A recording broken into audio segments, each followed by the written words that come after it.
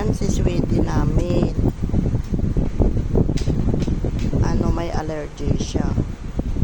Ayan, naglalaro. Loko yan pag hindi ako nakita niyan. Nag-iiyak.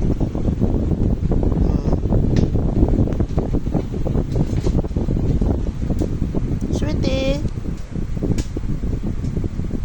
Sweetie, be. Sweetie. Lalab ko, sweetie. Oy, naglalaro siya. Sweetie. Sweet, sweet. Sweetie ko. Lalab ko. Sweetie. Sweetie. I love you, sweetie.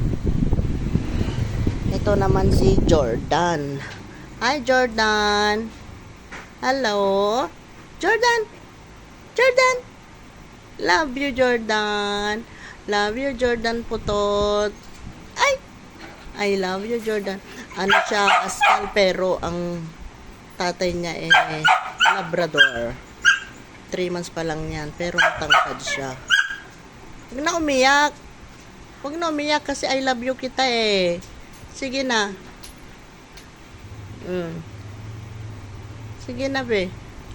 Love you, Jordan. Ito si sweetie ko ngayon.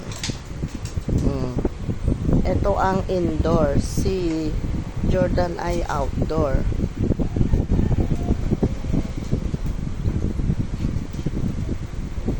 Sweetie.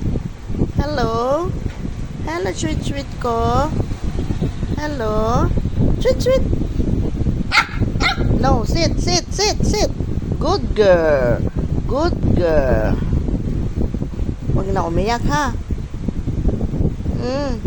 Di ba sabi ni mamang, pag magpopo, huwag laruin? Bakit mo nililaro yung popo mo, ha? Bakit mo nililaro yung popo mo? Ha? Huwag mo laruin ang popo mo, ha?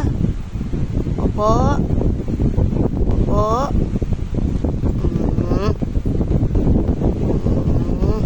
Love ko yan si sweetie. Love ko yan kasi bait-bait niya, hindi yan makatulog pag walang electric fan. Kailangan laging naka-electric fan.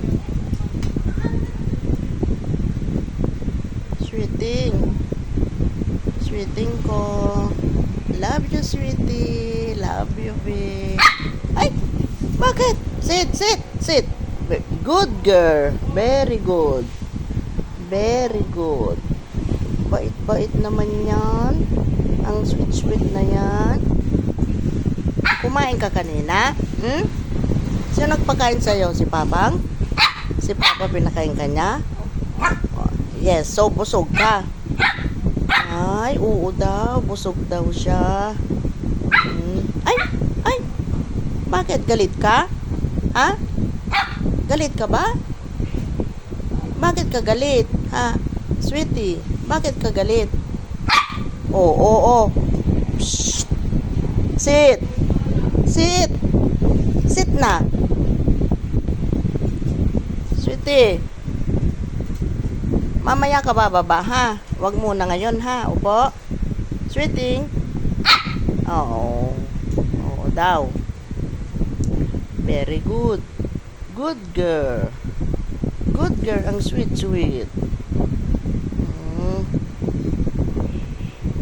Ito po ang anak-anakis ko. Kasi love ko po siya. Dalawa sila ni Jordan. Si Jordan nagkakalkal sa lupa. Gusto niya nagkakalkal sa lupa. Ito naman si sweetie. Basta umaga nilalabas na namin dito sa grahe. Para dito siya maglaro. Kasi mainit sa loob. Mainit dun sa loob ng bahay. Kaya dito na lang kami. Nag-electric pang kami. No, sweetie, no? Sweetie, pagka yan, harapin niya yung electric fan. Kasi gusto niya kasi yung nakaharap sa electric fan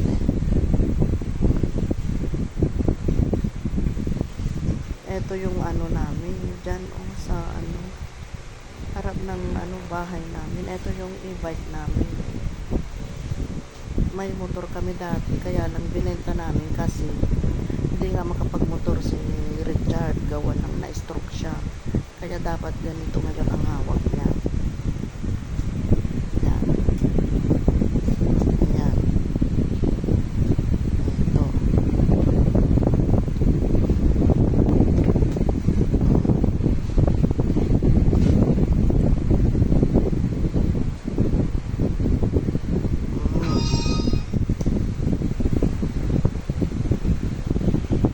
Jordan! Jordan, be! Love you! Love you, Jordan! Anong iniisip mo? Ha? Jordan! Putot! Anong iniisip mo? Ha? O, sweetie, ikaw. O, ano naman iniisip mo, be? Ha? Anong iniisip ni sweetie?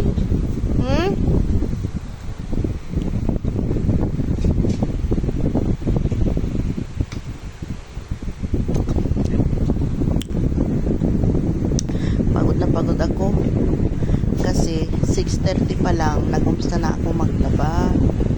Ngayon lang ako natapos, mga 4 o'clock. Talagang pagod ako. Ang dami kong nilabahan.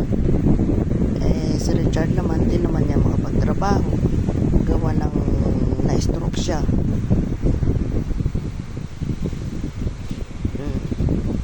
Ngayon nandito kami sa Pilipinas, wala man kaming hanap buhay ngayon, gawa ng na-stroke si Richard. Kung hindi sana siya na-stroke, pwede siya maghanap ng trabaho dito sa Bigan. Kaso na-stroke siya, hindi ko naman din sila maiwanan, gawa ng walang magluto ng pagkain niya. Eto, nagbabantay na lang kami na kay Sweetie. Ito lang ang libangan namin dito. Kung hindi sana siya na-stroke, nandun pa sana kami sa Kuwait nagtatrabaho. Wala eh. Umuwi kami talaga kasi nagtatrabaho ako. Siya nasa bahay, kawawa lang siya mag-isa doon. Tapos, nagbabayad kami ng boarding house namin na hindi kasya yung sahod ko. So, yan, pinag-isipan namin para umuwi na kami dito sa Pilipinas, at kasama na rin namin yung anak namin na matigas ng ulo. Kasi matigas ulo yung anak ko. Bago kami umuwi nga pala, na-disgrasya siya. Kaya yun, dito na lang kami sa Pinas. Walang hanap buhay. Tiyaga na lang namin kung anong meron. Ganyan ang buhay. Babalik ka dito sa Pilipinas. Salamat po mga ka-Ilocanuan. Salamat po. Bye.